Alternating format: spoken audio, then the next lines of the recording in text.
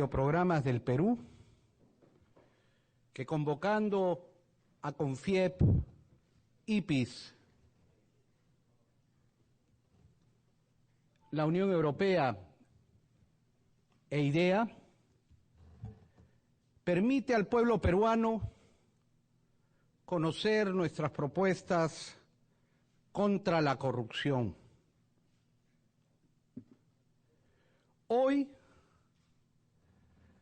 la corrupción gobierna el Perú. Y la corrupción quiere seguir gobernando el Perú a partir de las elecciones convocadas. Los peruanos no lo vamos a permitir. Y no lo vamos a permitir porque la corrupción es la causa de los males principales que tienen postergado a la gran mayoría de peruanos que claman por justicia y dignidad. La corrupción hoy día nos presenta el penoso espectáculo de tener a un presidente preso por corrupto y asesino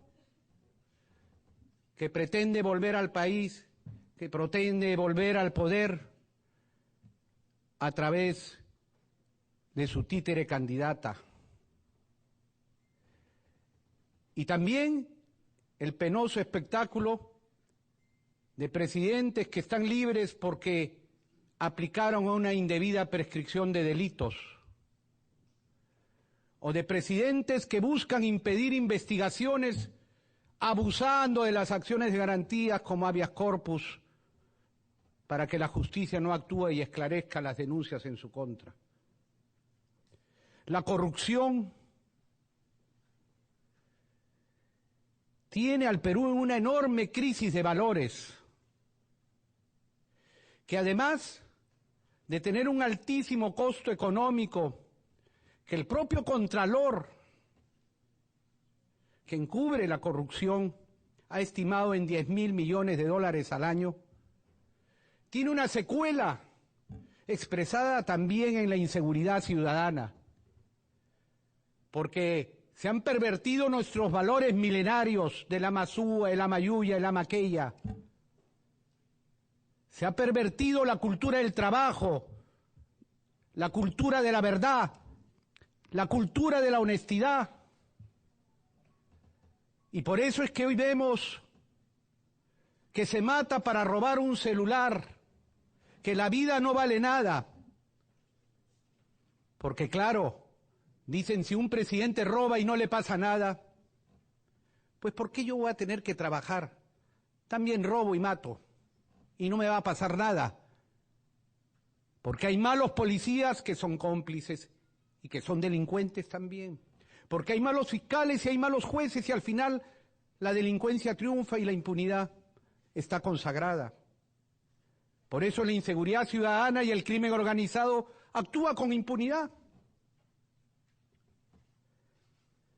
Y se expresa también en la desesperanza que se tiene en las instituciones que nos gobiernan. Por eso es que el día de ayer, cuando nosotros escuchamos a diversos candidatos hablar palabras, palabras y palabras, dijimos indignados, esto no puede ser. La candidata que se presentó como víctima diciendo que cargaba una enorme mochila de la herencia, de la corrupción, del gobierno donde no tuvo nada que ver y que fue primera dama. Sin embargo, nunca nos ha dicho cómo pagó ella y sus hermanos los costosísimos estudios en las universidades más caras del mundo. Nosotros lo sabemos, con dinero de la corrupción. Nunca nos ha dicho cómo financia la campaña millonaria, que junto con los otros candidatos de la corrupción están allí haciendo como una cachetada a la pobreza, queriendo comprar conciencias. Nunca nos ha contado cómo es que sus parientes cercanos, los hermanos, las hermanas de su padre, Kei, Rosa, Juana, Fujimori, el cuñado Víctor Aritomi, robaron el dinero de las donaciones y están impunes, prófugos de la justicia, mientras ella viviendo en una casa vinculada y protegiendo esa impunidad de esos prófugos. Nunca les ha contado que ella intervino en indulto o gracia presidencial para cortar el juicio a 2 procesadas por narcotráfico en el caso Hajduk, donde se encontró cientos de kilos de cocaína en sacos de harina de pescado que pretendieron ocultar diciendo que era una salmonela. Y ella fue al penal, se reunió con esas procesadas de narcotráfico y decidió traficar con su influencia y le sacó una gracia presidencial al padre. Aquí están las pruebas. Aquí está su confesión sincera ante la Comisión Weissmann con Carlos Cuaresma al frente, interrogándola.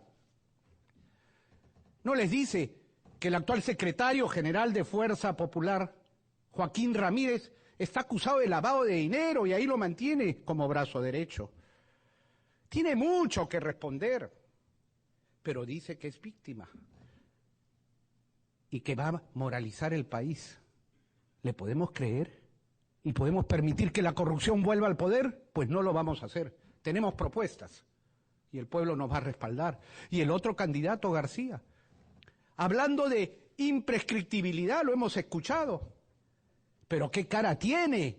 Pero si le han aplicado a él indebidamente la prescripción los jueces de Montesinos, luego que se concertara, hablando Montesinos desde el Yate Carisma hasta el departamento de París de García, como lo acreditaron los procuradores Ugaz y Vargas Valdivia en las investigaciones que hicieron, para que él sea el candidato de la corrupción el año 2001 a cambio de que le archivaran indebidamente el juicio con una prescripción que no le correspondía. Y habla de imprescriptibilidad. Yo sí puedo hablar de imprescriptibilidad. La planteé en la Constitución del año 93, ahí está el diario Debates, y fue rechazada por las fuerzas de la corrupción. Por supuesto, ellos sabían que estaban robando y era muy peligroso que sean imprescriptibles los delitos. ¿Y puede hablar de levantar secreto bancario? Cuando a través de su abogado, el abogado de la corrupción, fue a impedir que levantaran el secreto bancario en las cuentas de Gran Caimán, en el Barclays Bank, donde Sergio Siragusa, en confesión sincera, declaró con números de cuenta y montos que había pagado más de $1 millón en coimas por el tren eléctrico de Lima al mismísimo Alan García. ¿Puede hablar de levantar secretos bancarios? Quien hasta el día de hoy no explica cómo adquirió el departamento de París en la zona más lujosa, o qué es de la fundación en Liechtenstein, Rayons du Soleil. ¿Puede hablar el hombre de los 5.000 narcoindultos? Que dice que ahora es uno solo con los jueces de la corrupción que le han echado una mano al tal Chinguel y que lo han limpiado a él. Puede hablar de corrupción o anticorrupción, el hombre de los petroaudios y los negociados allí descubiertos, que no, el pueblo los conoce. Y no voy a seguir hablando de los demás, salvo de aquel que tiene una cachetada hacia los honestos y trabajadores peruanos cuando dice que gana $56 millones al año a costa de la educación del pueblo y usando indebidamente exoneraciones tributarias que la Constitución concede a la educación privada, pero para que se invierta en la educación de los jóvenes, no para hacer de esto un negocio vil en donde se aprovechan de la necesidad de unos jóvenes por educarse para promoverse ellos personalmente y querer capturar el poder. Puede hablar ese señor, aquel que tiene al asesor de la corrupción Fabre, al asesor de las empresas corruptoras brasileras, que están también metidas aquí en el Perú. Y yo hablo con nombre propio porque nosotros no hemos recibido jamás nada de esas empresas como sí han recibido la gran mayoría, Odebrecht, OAS y los otros. Ese que cobra $5 millones. ¿Quién le paga? Le están destacando para protegerse ellos.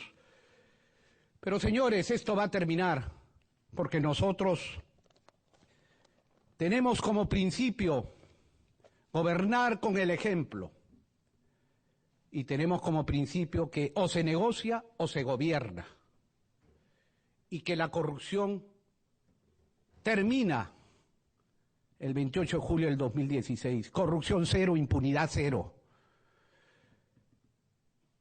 Habrá reformas constitucionales y legislativas y actos y decisiones de gobierno que el mismo 28 de julio anunciaremos y ejecutaremos.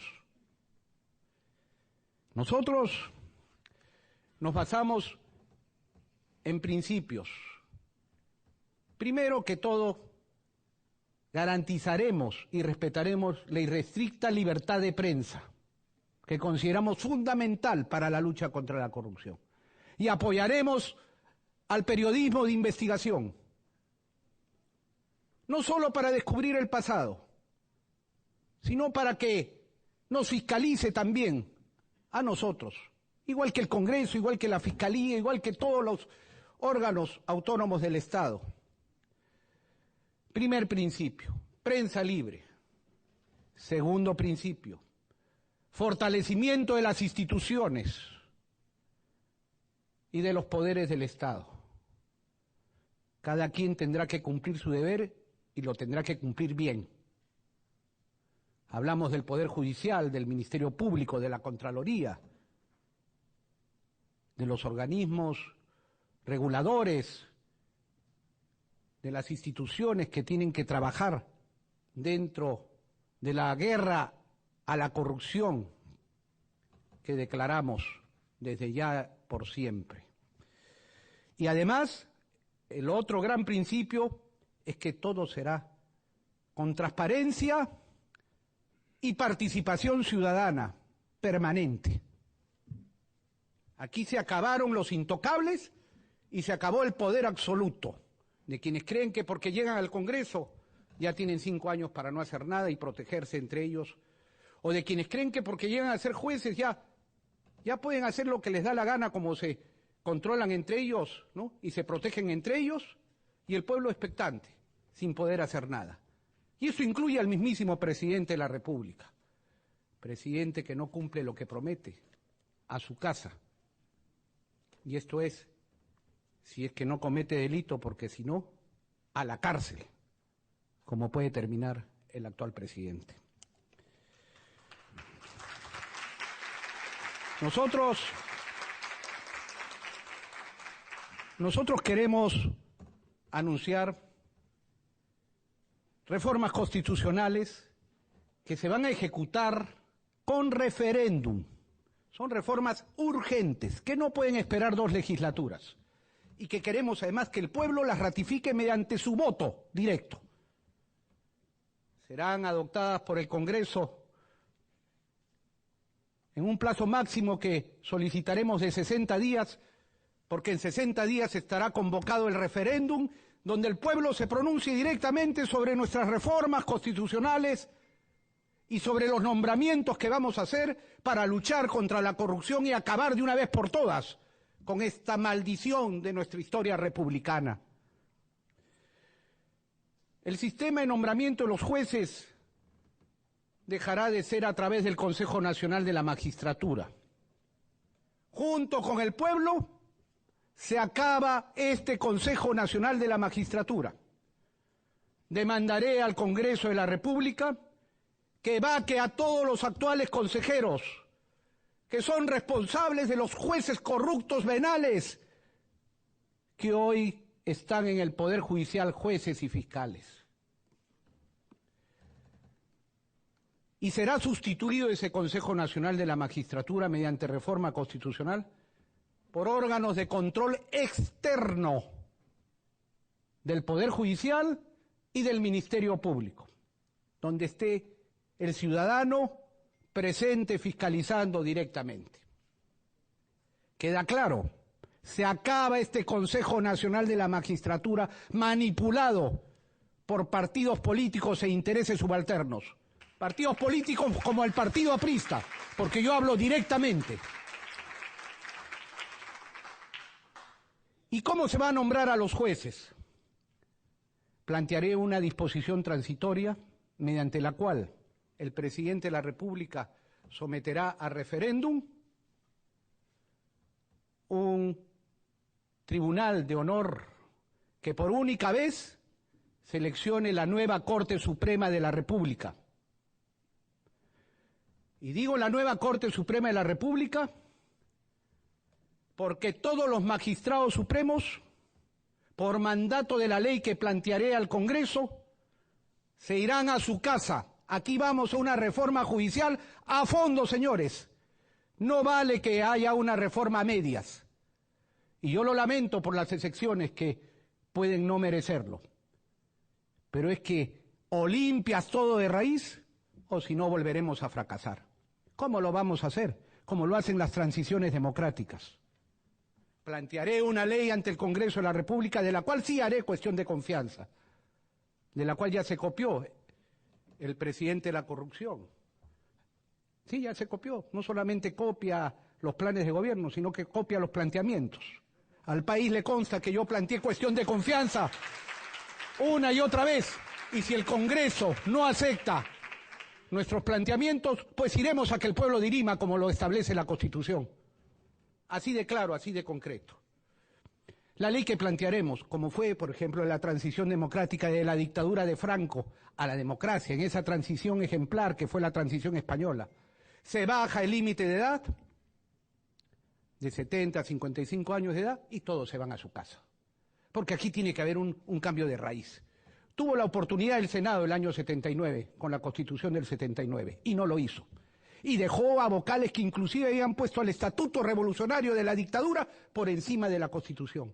Dejó a vocales que habían inclusive tenido antecedentes de drogas y de casos muy cuestionados. Y ahí está la justicia. Se va a toda la Corte Suprema, es nombrada por este Tribunal de Honor que será ratificado mediante referéndum junto con las reformas constitucionales. Y esa nueva Corte Suprema será quien dirija un proceso de ratificaciones extraordinarias al interior del Poder Judicial y de la Fiscalía, en las otras instancias, para depurar absolutamente al resto de los que son responsables del estado de la justicia. Y esto es fortalecer las instituciones. Y digo que por única vez, porque finalmente vamos a sacar la política del Poder Judicial y del Ministerio Público. Después de esa única vez, los nombramientos serán hechos por el mismo Poder Judicial y por la misma Fiscalía, en base a meritocracia. No interviene nadie ajeno al Poder Judicial ni nadie ajeno a la Fiscalía. Se acabó la interferencia política, directa o indirecta, y la meritocracia y la trayectoria de un juez y su especialidad será lo que valga para llegar a ser vocal supremo, o fiscal supremo, fiscal de la Nación o presidente de la Corte Suprema. Nosotros también plantearemos como reforma constitucional, ya hemos planteado lo del Consejo de la Magistratura, el órgano de control externo, la disposición transitoria para el nombramiento de los primeros miembros del Consejo de la Magistratura. Vamos a plantear, claro, la imprescriptibilidad de los delitos como reforma constitucional. Vamos a plantear, como lo hemos hecho antes, también nosotros no somos nuevos en la lucha contra la corrupción, como algunos conversos que creen que le van a creer, ¿no? Vamos a plantear que no exista la inmunidad parlamentaria que se ha vuelto impunidad parlamentaria, que no exista la inmunidad presidencial, porque hay que gobernar con el ejemplo. Y quien proclama que quien no la debe no la teme, pues que pase las palabras a los hechos. Aquí no tenemos nada que temer, a diferencia de otros. Y que también pierdan todos esos privilegios los ministros, los jueces y los altos funcionarios del Estado. Aquí todos igual. Se acabaron los privilegios. Vamos a plantear la reforma constitucional para que haya una renovación por mitades a medio mandato de los congresistas. Vamos a plantear la reforma constitucional para que se pueda revocar el mandato a los congresistas y que se acabe el monopolio de los otorongos. Pero además que se pueda revocar también a malos jueces, a malos fiscales y al mismísimo presidente de la República. Sí, señor, en una democracia el pueblo manda. Y felizmente hemos introducido mecanismos de democracia directa que permite efectivamente al pueblo permanentemente estar fiscalizando a sus autoridades. Para el pueblo lo que es del pueblo. El poder del pueblo siempre en el pueblo. Esa es la democracia. Plantearemos también que el pueblo pueda intervenir con la censura ciudadana a ministros y altos funcionarios públicos. Yo recuerdo cuando había un indolente presidente del Seguro Social que sin embargo era engreído y cómplice del presidente turno y no había quien lo saque. O que puede haber un ministro que es el socio, el testaferro, el amiguísimo, el compañero de chupeta o de qué. Y ahí sigue. Pues el pueblo lo puede sacar, lo censura. ¿Por qué no se le puede revocar a quien no ha sido elegido? Pero sí se le puede censurar, la censura ciudadana. Vamos a pedir el fortalecimiento del fiscal de la Nación. El fiscal de la Nación debe ser el verdadero zar anticorrupción y el verdadero zar antinarcotráfico, el verdadero zar antidrogas. Y por eso vamos a reforzar constitucionalmente sus atribuciones. Vamos a plantear que la policía especializada en lucha contra el crimen, la DIRINCRI y la DIRANDRO, estén bajo el mando del fiscal de la Nación. Sí, señor. Vamos a plantear que la unidad de lavado de dinero y de investigaciones financieras estén bajo la dirección y la competencia del fiscal de la Nación.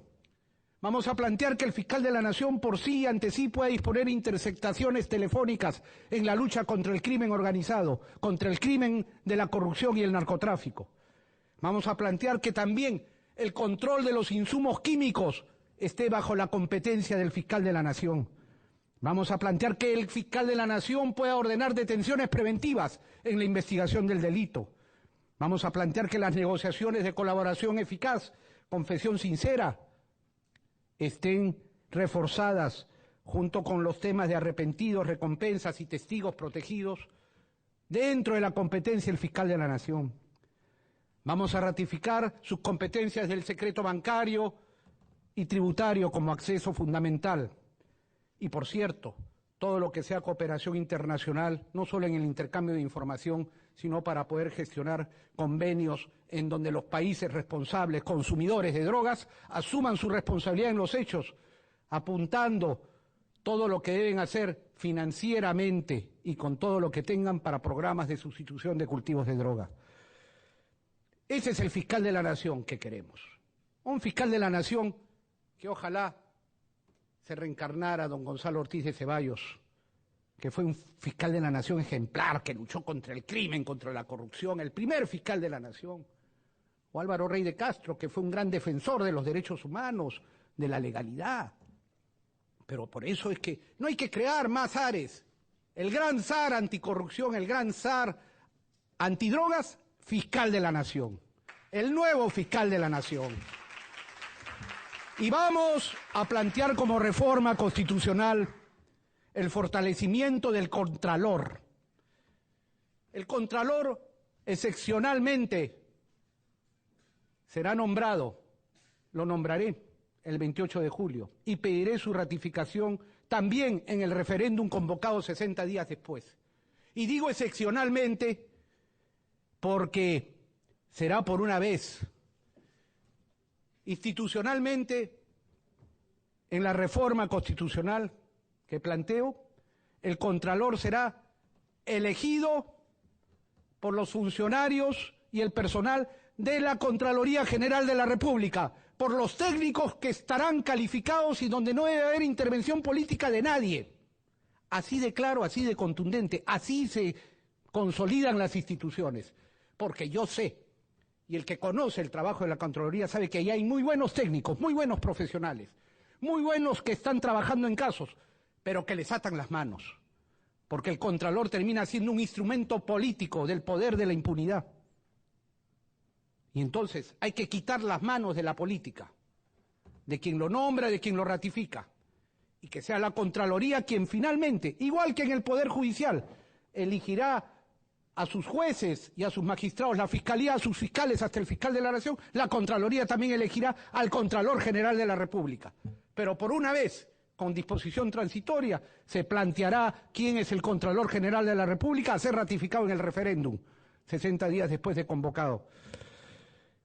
Haremos reforma constitucional, por cierto, para darle independencia y autonomía constitucional al procurador anticorrupción, con todos los poderes que signifique la defensa judicial del Estado. Y por cierto, vamos a plantear también la reforma constitucional para que de una vez por todas termine este escándalo que repugna la conciencia ciudadana cuando uno ve que los corruptos salen y no pagan la reparación civil, cuando uno ve que los terroristas salen y no pagan la reparación civil, cuando uno ve que los violadores de derechos humanos salen y no pagan reparación civil. Es verdad que la vida no tiene precio, es verdad que el daño que le han causado al Perú no tiene precio, pero es verdad también que no vamos a permitir más esta impunidad y acabaremos con esa prescripción constitucional que dice que no hay prisión por deudas. Haremos la excepción, salvo el pago de la reparación civil por corrupción, terrorismo, narcotráfico, crimen organizado. Si no pagan la deuda que tienen con el Perú y los peruanos. Y pondremos límites también a los jueces, porque con esto del criterio de conciencia pueden tener todas las pruebas del mundo, pero terminan poniéndolos en libertad en nombre del criterio de conciencia. Yo he visto sentencias en donde todos los considerandos son condenatorios, pero el último considerando dice, y de acuerdo a mi criterio de conciencia, es absuelto. El billete absuelve. Y por más que habrá un nuevo Poder Judicial, mejor es poner el freno constitucional. Reformas legales. Ya lo adelanté, en el Poder Judicial, la ley del límite de edad, la ratificación extraordinaria, y vamos a introducir un elemento importante, que tiene su respaldo además en la propia Constitución, en el artículo 139, si no me equivoco, en donde el pueblo participa en la administración de justicia, no solamente eligiendo a los jueces de paz, sino que el pueblo va a participar en un sistema de jurados que vamos a establecer por ley. Será el pueblo, mediante el jurado, el que diga culpable o inocente. Y se acabó el monopolio de la impunidad. Sí, señor. El pueblo va a dar su veredicto en casos de corrupción sobre la culpabilidad o la inocencia del procesado. Sistema de jurados. Si funciona en los países desarrollados, ¿por qué no puede funcionar en el Perú? ¿Acaso los peruanos somos menos? ¿Acaso los peruanos no podemos discernir sobre hechos y opinar finalmente dando un veredicto en el sistema de jurados? Vamos a declarar en reorganización a la Contraloría mediante ley y vamos a hacer también una ratificación extraordinaria de sus funcionarios. Estableceremos en esta ley de reorganización que la Contraloría tendrá que actuar en control previo. Ya basta esto de ser como el notario de la muerte. Una vez que está cometido el delito, si ya el escándalo es muy grande, terminan revelándolo. Y lo guardan ahí, ¿no? Porque creo que el Contralor ese ha dicho que tiene para denunciar a 5.000, pero no sé por qué no los denuncia. No sé por qué. ¿Quién le impide? Pues tiene miedo o es cómplice. Y el que es cómplice tendrá que responder. Porque aquí no es que me voy a mi casa y se terminó. Como ese superintendente que sacó un sospechoso pronóstico de esperanza de vida de más de 100 años para los peruanos. No le importaba perjudicar a nuestros jubilados, a quienes debemos todo el respeto. Quería pagarle menos, quería que las AFPs se llenen más los bolsillos a costa de nuestros jubilados y no tuvo vergüenza alguna en sacar un pronóstico de vida de más de 100 años. ¿Dónde existe eso? Y claro, y luego dice, me voy a mi casa y se acabó el lío. No, señor, eso es dolo, eso es doloso, eso responde a intereses y lo vamos a revisar. Y claro que vamos a declarar en reorganización la Superintendencia de Banca y Seguros. Tiene mucho que responder. Y tiene mucho que responder también en tasas de interés de usura que se cobran en los créditos de consumo o que se le cobra al micro y pequeño empresario. Eso no es gratis. Eso no es gratis. Y va a terminar a partir del 28 de julio. Por eso es que también vamos a declarar en la ley de reorganización de la Contraloría que su opinión debe ser vinculantes en las adendas que se van a prohibir. A partir del 28 de julio no hay más adendas y veremos de anular las adendas dolosamente suscritas, porque aquí eso de las adendas a los contratos ha sido una práctica permanente de la corrupción. Con la bonanza económica vino la bonanza de la corrupción. te ofrecían el menú de la corrupción, desde hacerte el expediente técnico a la medida hasta la supervisión, desde pagar la coima con el adelanto o en cómodas cuotas mientras te van pagando según el avance del contrato. Y había quienes dolosamente ponían ofertas por bajo el precio mínimo porque sabía que así garantizaba ese contrato y sabía que le iban a dar la adenda, donde los contratos se duplican, se triplican, sin hacer ninguna licitación ni ningún concurso. Adelanto que lucharemos por declarar nulas las adendas que afectan los intereses nacionales y los intereses populares, nulas de toda nulidad, y que las adendas desaparecen de las contrataciones del Estado. Hay que hacer muy bien los expedientes técnicos y no es necesario, cuando se hace un buen expediente técnico, recurrir a ninguna adenda de ningún tipo. Y si extraordinariamente hay una justificación, pues la Contraloría tendrá que opinar previamente y lo adoptará como acuerdo el Consejo de Ministros. Aquí no va a ser práctica, ni mucho menos. Igualmente, se reglamentará muy bien y habrá conocimiento transparente de todas las adquisiciones en los estados de emergencia. Yo recuerdo mucho la angustia que le dio a un ministro corrupto del régimen de García cuando después del terremoto de Pisco nombraron a Julio Fabre como jefe de la reconstrucción nacional. Le dio angustia porque el negociado se le iba y porque Fabre, un hombre, un empresario a quien rindo homenaje y recuerdo, luchador contra el terrorismo y defensor de los principios de la sana economía, prestó su servicio. García tuvo un momento de lucidez, eso sí, pero inmediatamente, al nombrarlo, ¿no?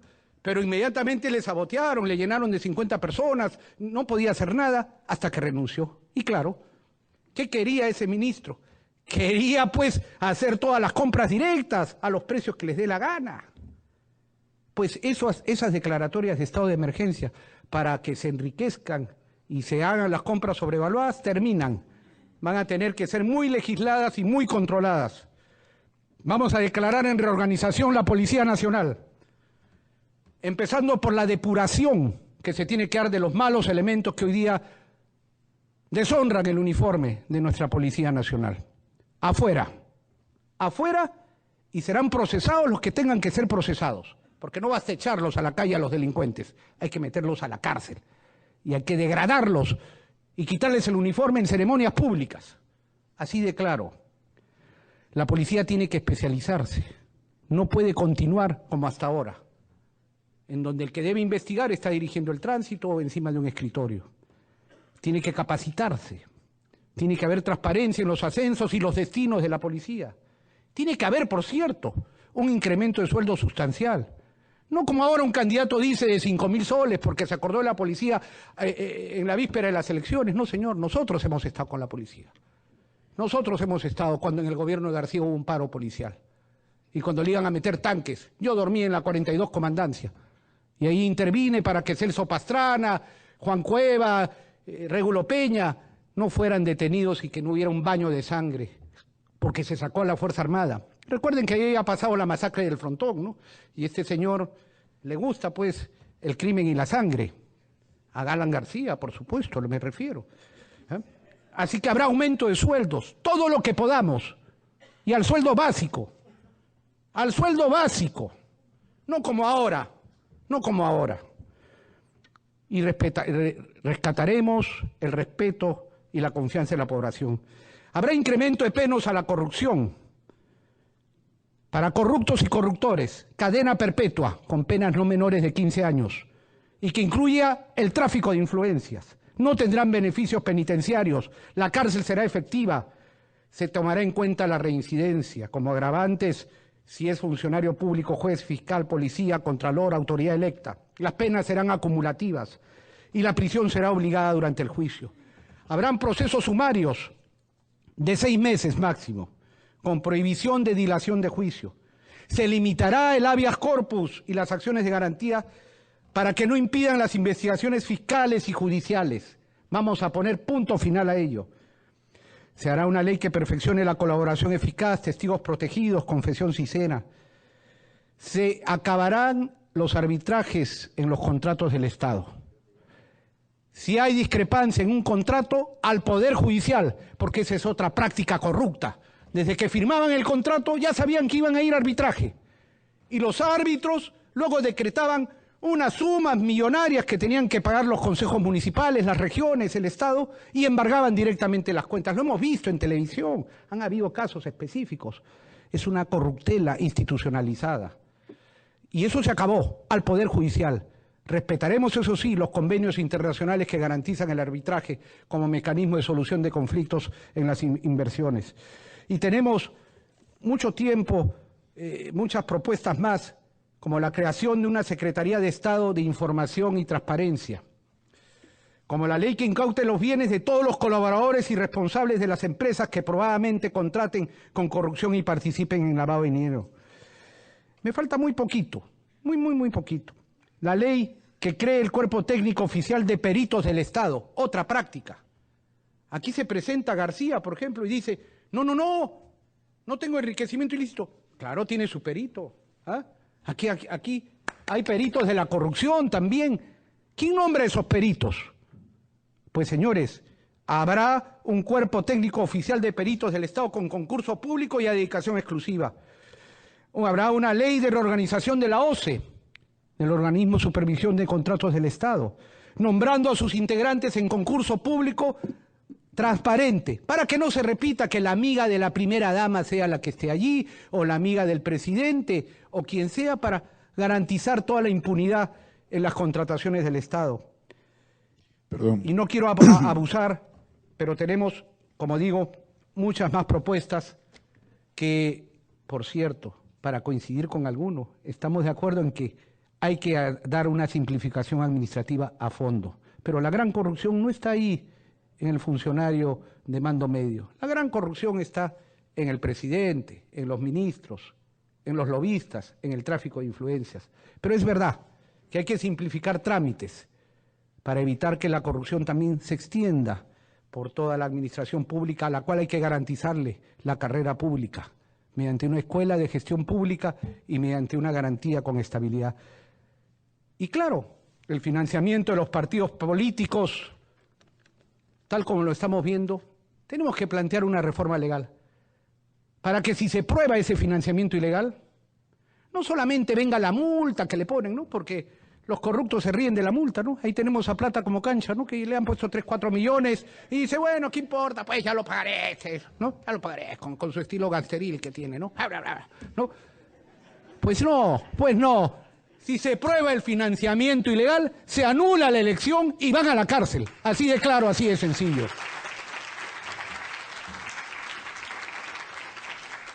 Bien, las reglas nos obligan a Sí. cortar ya porque nos hemos excedido largamente de los 20 minutos.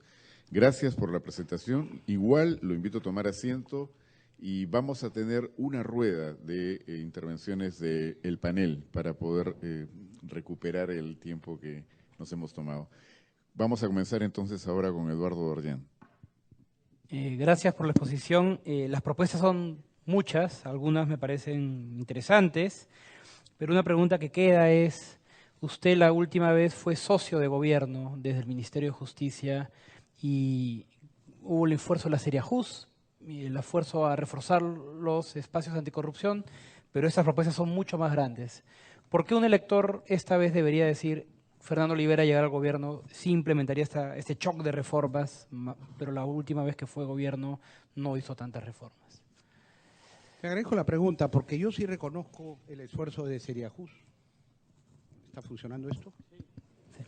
Sí. Sí reconozco el esfuerzo de Seriajus, en donde estuvo involucrado básicamente Fausto Alvarado, ministro de la Escoba en ese entonces. Hoy creo que es Chacano. Pero en fin. Y quiero decir que sí lo hicimos. Oiga usted, mire, era un plan integral.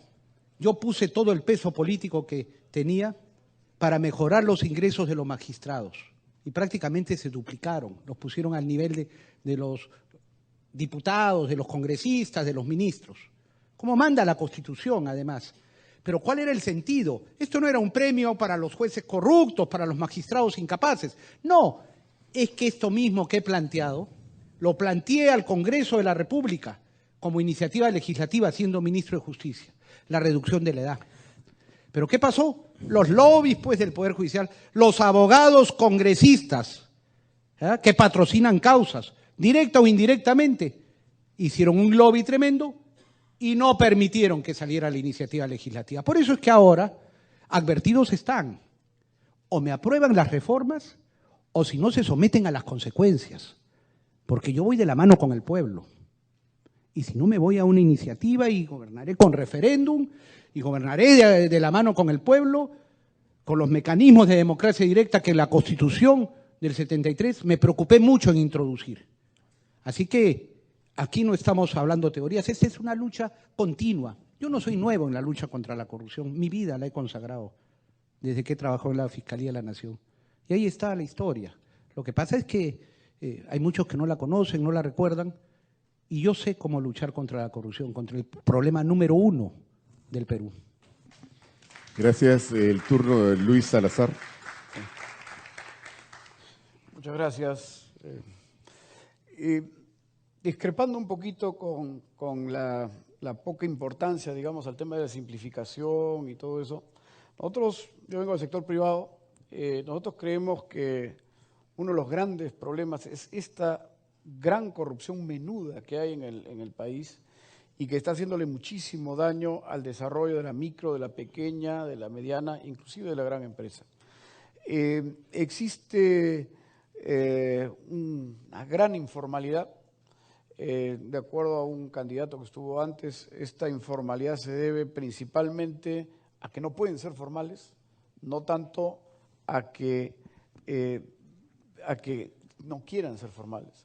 Entonces, un poco la pregunta es, ¿qué es lo que han pensado en esa simplificación o en ese trabajo que hay, por ejemplo, como hablamos de las instituciones a las que hoy se les tiene gran miedo en el sector privado, es la SUNAT, la SUNAFIL, Indecopi, Indesi o Cenepred, como se llama ahora? ¿Qué es lo que han pensado ahí? Mira, amigo Salazar, no tenemos ninguna discrepancia, tenemos absoluto acuerdo, sino que el tiempo me ha ganado. Y quería entrar por lo fuerte, por lo gordo, porque no nos engañemos. Yo sí creo que la tramitología debe terminar. Yo creo en que debe haber una ventanilla única donde uno ingrese a hacer sus trámites y de ahí salga el resultado. Es más, creo que en esa simplificación pues tiene que redistribuirse funciones al interior del Estado para hacerlo eficiente, eficaz y para quitar el poder discrecional que tienen una serie de funcionarios. Pero cuando digo que allí no está la gran corrupción, pues tú sabes a qué me refiero. Pues. Allí no está la gran corrupción. Entre el que te pasa el papel, te lo retiene, la visación, la demora, la dilación, ahí no está. Ahí está la coimita. La gran coima está allí en la presidencia, ahí en los ministros, ahí en los lobistas, ahí está. Y eso se extiende a las regiones, por supuesto. Mira, ahí se ha descentralizado la corrupción también, se ha regionalizado la corrupción. Y ha llegado hasta el último rincón del país. Yo estoy impresionado. Municipios que nunca habían tenido recursos, de pronto han tenido recursos en la época de bonanza económica y también había coima. Pero lo que te quiero decir, has hablado de informalidad, no te molesta, perdón que te esté tuteando, pero creo que es el trato que siempre tenemos y no me gusta simular, pero la informalidad, claro, la SUNAT. La SUNAT tiene que ser reorganizada. La SUNAT no tiene que ser el perseguidor del productor nacional. El Estado en general no tiene que perseguir ni poner trabas. Dios mío, ahora lo he sentido cerquísima en todo el proceso de inscripción del partido Frente Esperanza. ¡Wow! Ahora mismo en la designación de candidatos, ¿cómo se mete el Estado? Quiere estar mirando lo que haces, cómo citas a tu directorio, dónde está el cargo, dónde está… Dios mío, oye, cada uno en su lugar. Tú haz bien las funciones que te manda la Constitución, educación, salud, seguridad, justicia. Deja trabajar. Nosotros creemos en que hay que trabajar y dejar trabajar. Y que hay que acabar y hay que acompañar a la empresa. Hay que acompañar. a la pequeña, a la microempresa hay que acompañarla. El microempresario tiene que producir y comercializar.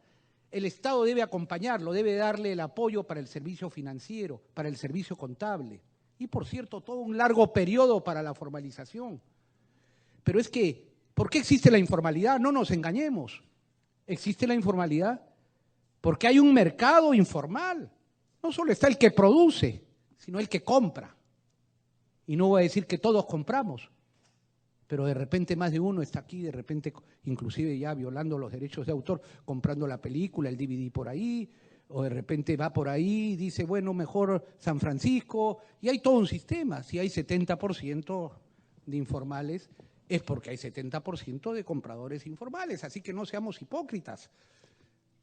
¿Y por qué nos preocupa esto? Sí, ahora se disfraza la preocupación diciendo, no, es que yo me preocupo por los trabajadores, porque tengan seguridad social. ¿Cuándo se han preocupado en su vida? No, en el fondo lo que quieren es sacarle más. El informal también está tributando, ¿eh?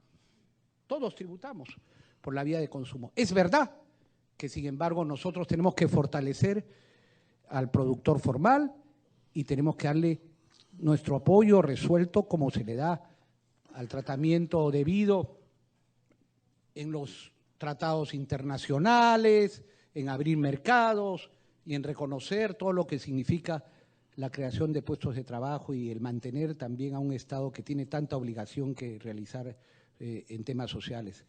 Así que no me puedo extender más sobre la materia, pero lo que sí te digo es que nuestro acuerdo es muy, muy superior. Me acaba de llegar hace poco una propuesta de la Sociedad de Industrias sobre pesca y consumo humano, que me la acaban de enviar. Totalmente de acuerdo, de eso vengo hablando. Está dentro de la diversificación productiva y dentro del valor agregado que tenemos que dar. Y en la propuesta que tenía yo, que me falta completar y aprovecharé la oportunidad, vamos a limitar el gasto militar. Se acabaron las adquisiciones militares. Estas adquisiciones que no sabemos de qué calidad han hecho en este gobierno, gastando miles de millones de dólares. Yo he consultado con mis asesores, que son generales importantes, y lo que necesitamos es garantizar una defensa eficaz, y ya la tenemos garantizada. Pero me he acordado porque el rol de la Fuerza Armada ahora, y para eso tenemos que tener operativos los equipos que tiene la Fuerza Armada ya. No puede ser que tengamos buques y que se vuelan chatarra, o helicópteros que no sabemos en qué condiciones los habrán comprado, si son de segunda mano o qué, o aviones que no sabemos en qué condiciones, pero que no son operativos. O sea, mantenerla operativa. ¿Para qué? Para defender nuestro espacio aéreo del ataque permanente del narcotráfico, que dicho sea de paso se han parado las interceptaciones aéreas. Y parece que quien presiona para que eso suceda es nada menos que el propio Estados Unidos. Yo ya no entiendo esto. Pero yo soberanamente dispondré que se ataque con todo al narcotráfico y que se derribe todo avión que no se identifica y que probablemente lleva droga. Así de claro, así de fácil. Las órdenes se darán. Que controle la Fuerza Armada nuestros ríos y nuestro mar de Grau. Perdón. Porque allí hay barcos arrastreros que invaden nuestro mar de Grau, no solo el narcotráfico. Fernando, barcos arrastreros que depredan nuestro mar de Grau. La pregunta fue otra y sí. Ya hemos cambiado el tema. Yo quisiera pasarle entonces sí. el turno a Lo último para cerrar, sí. nada más decir que lo que ahorremos en la limitación del gasto militar, que lo que ahorremos en acabar con el armamentismo, lo vamos a destinar a educación, que será nuestra prioridad fundamental. Bien, gracias. Ahora sí, por favor, Mayim Ugarte. Doctor Olivera, yo me leí su plan de gobierno y debo reconocer que su propuesta de esta arquitectura institucional es bastante más atractiva que lo que vi en el plan propiamente, que está lleno de medidas que usted intentó explicar luego, pero que no, digamos, obviamente el tiempo no le da. Así que voy a centrarme en lo que usted ha planteado ahora. ¿Okay? Usted lo que está diciendo es que va a proponer un contralor y una contraloría con un poder reforzado, un fiscal de la nación que es casi un superfiscal, ¿no es cierto? Y una Corte Suprema también con un conjunto de titulares con un tremendo poder concentrado en ellos, sin mecanismos, salvo por esta organización de control externo, que no queda muy claro qué cosa va a hacer, ¿no? Que ejerzan el equilibrio de poderes que se supone que debe suceder en todo este esquema. Que todo esto es por única vez, claramente, y que va a ser todas esas personas elegidas y todo este cambio hecho en los primeros 60 días con base en un referéndum, cuando se sabe que la aceptación de un gobierno en ese periodo está en su pico más alto. ¿Qué elementos son claves en su propuesta que la diferenciarían, que permitirían que no la confundamos con un esquema de concentración de poder que efectivamente blinde al gobierno en el siguiente periodo? Porque han sido nombrados todos por el gobierno, digamos, de este primer periodo, ¿no? Estoy segura que por ahí va usted a tener bastantes cosas que proponer. Sí, señora Ugarte, usted se está olvidando de un pequeño detalle. Las propuestas van a ser sometidas a referéndum, a referéndum. O sea, el pueblo tiene derecho en una democracia y la Constitución contempla la participación popular y la contempla específicamente en cuanto a la elección de los magistrados. Así que todo está garantizado. Lo que pasa es que, vamos a ver, hay a quienes les gusta estos híbridos, ¿no? Como lo que existe actualmente en el Consejo de la Magistratura. Pero nosotros lo hemos pensado mucho, mucho, mucho. ¿Qué hacíamos? Que, a ver, sí, limpiamos la Corte Suprema, los mandamos a su casa a todos, a la Fiscalía Suprema también, a todos a su casa. ¿Y luego quién nombra? ¿Y luego quién nombra? Este Consejo de la Magistratura, que tiene que ser vacado, ya debería estar vacado, por incapacidad moral. Entonces, ¿quién nombra? Empezamos de nuevo esto de haber un representante de la Corte Suprema. ¿De qué Corte Suprema? Un representante de la Fiscalía Suprema. ¿De qué Fiscalía Suprema? ¿Qué? ¿Los representantes de los colegios de abogados?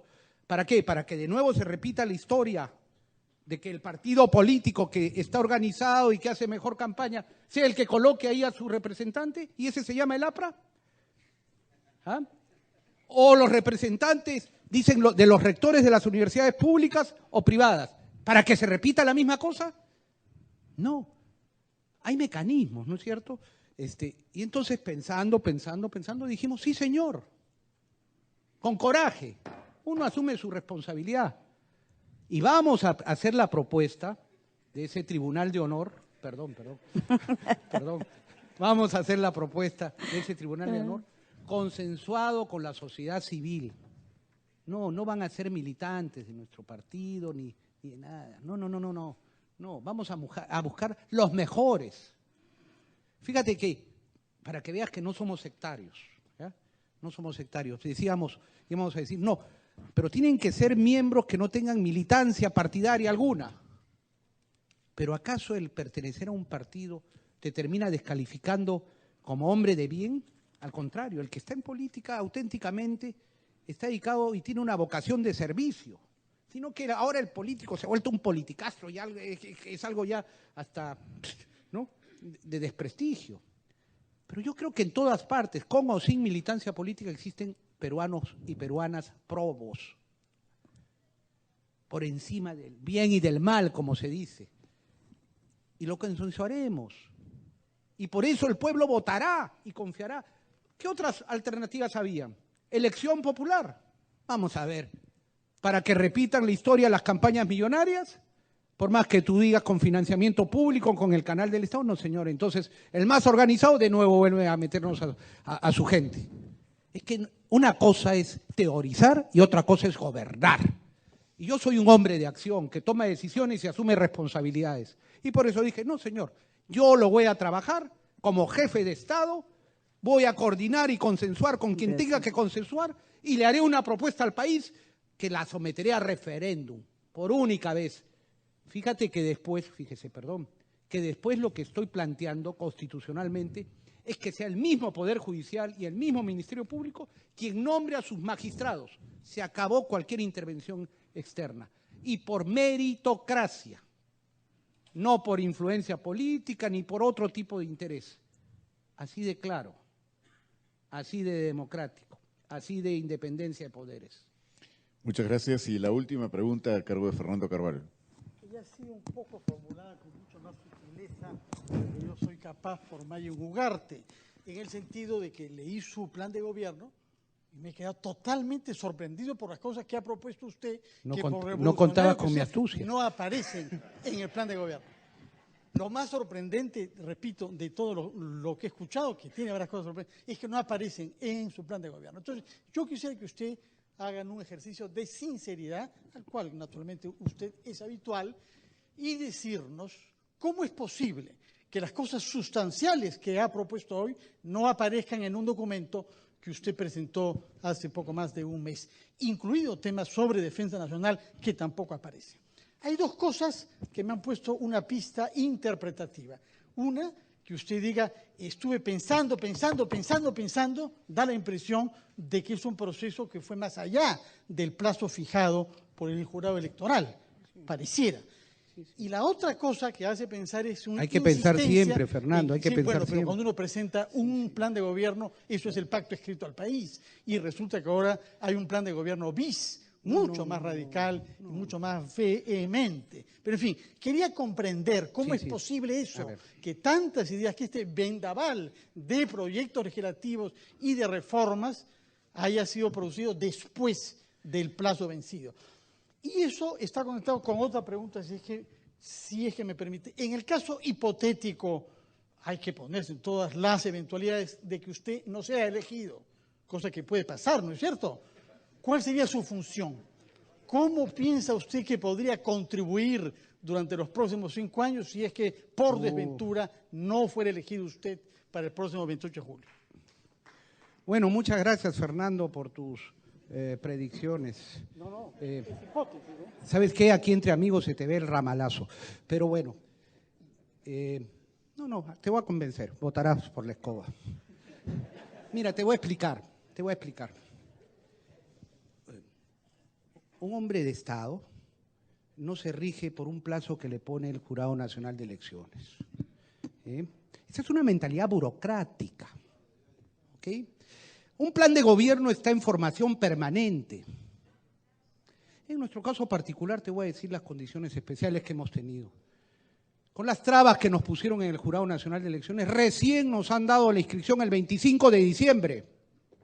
El 25 de diciembre, el día de la Navidad. Gracias, Dios mío. Somos instrumentos de Dios. La justicia engrandece a una nación.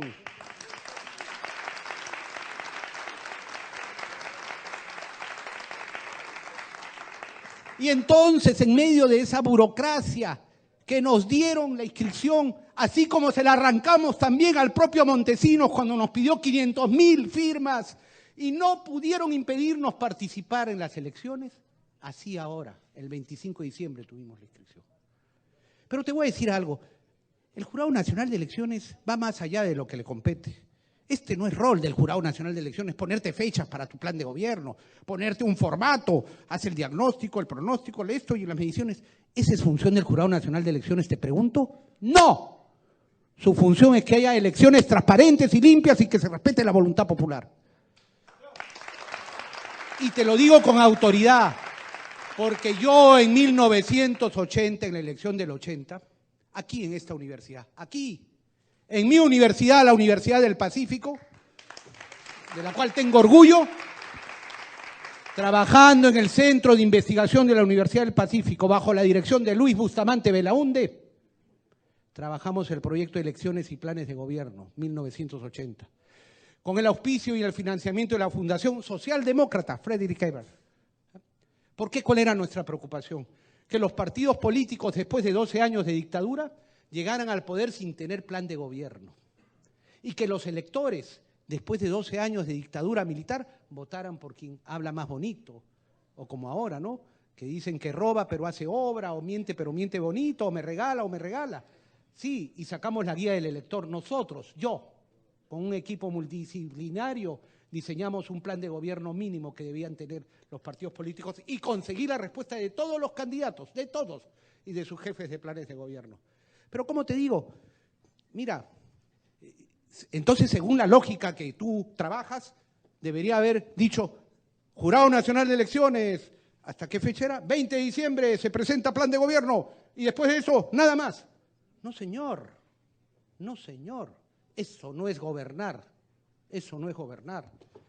Uno tiene que buscar soluciones permanentemente. Sí, hasta el día de hoy he estado tratando de resolver la cuadratura del círculo de qué hacemos con el Consejo de la Magistratura. Tú has visto uno que dice que sea de tres, uno el Tribunal Constitucional, uno la Fiscalía y el otro. El otro dice, no, mejor si va una mitad el Defensor del Pueblo y el otro. ¿Esas son soluciones? No, eso es más de lo mismo. Eso es más de lo mismo. Nosotros queremos soluciones de raíz, radicales, de fondo para acabar con la corrupción. Y no solamente para eso, sino que si acabamos con la corrupción, todo será posible. Echaremos a andar la economía con reglas de juego claras, donde el empresario de verdad pueda invertir, pueda trabajar sin saber que tiene que corromper para obtener un contrato y pueda haber competencia. Sí, señor, dicho sea de paso, vamos a nombrar por ley también una oficina central de adquisiciones para centralizar allí las adquisiciones y trabajar con la pequeña, la microempresa, la mediana empresa en las adquisiciones del Estado, con transparencia, y dando cierta prioridad al productor nacional, al que crea trabajo para los peruanos. Así que, Fernando, espero haber satisfecho tu respuesta y el plan de gobierno lo estaremos ajustando permanentemente. Cada día de mi gobierno se estará ajustando, pero siempre bajo los mismos principios de honradez y de darle la prioridad a la educación. Muy bien, muchas gracias, Fernando Olivera. Gracias por haber compartido con nosotros la presentación de este plan.